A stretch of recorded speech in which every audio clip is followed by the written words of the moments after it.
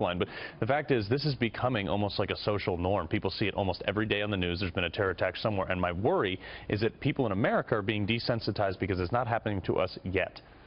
Wouldn't it have been better to take him alive if they could have? And I'm not criticizing them. He pulled a gun. They did what they had to do to defend themselves. But he's part of a larger network in Germany. How embedded and lethal is this network of terrorists there and elsewhere in Europe? And, you know, might we have learned a lot? Well, maybe, but most probably the point is these are soldiers of the Islamic State. These are not, there's not a lone wolf thing like you said.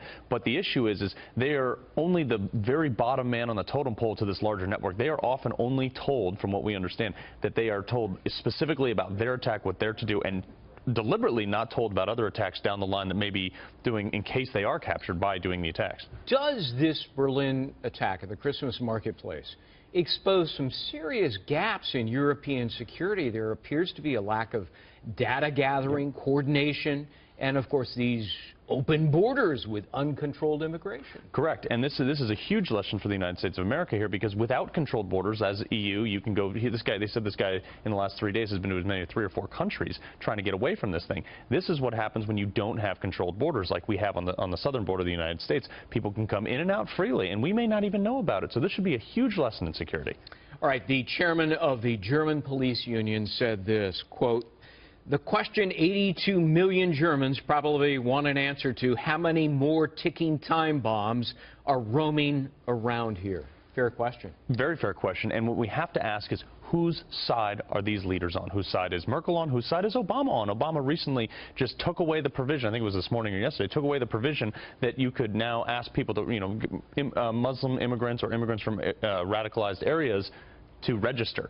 He took that off the table. We haven't used it since 2011, but he took it off the table. And you have to ask, whose side are these leaders on? Whose side is President Obama on when he's doing this? Almost like they're trying to set Trump up for failure. It takes months for security and police forces in Germany to make arrests.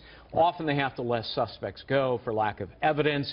Their system of justice and proof and detention is different than ours. Are German police and security forces outnumbered and undermanned?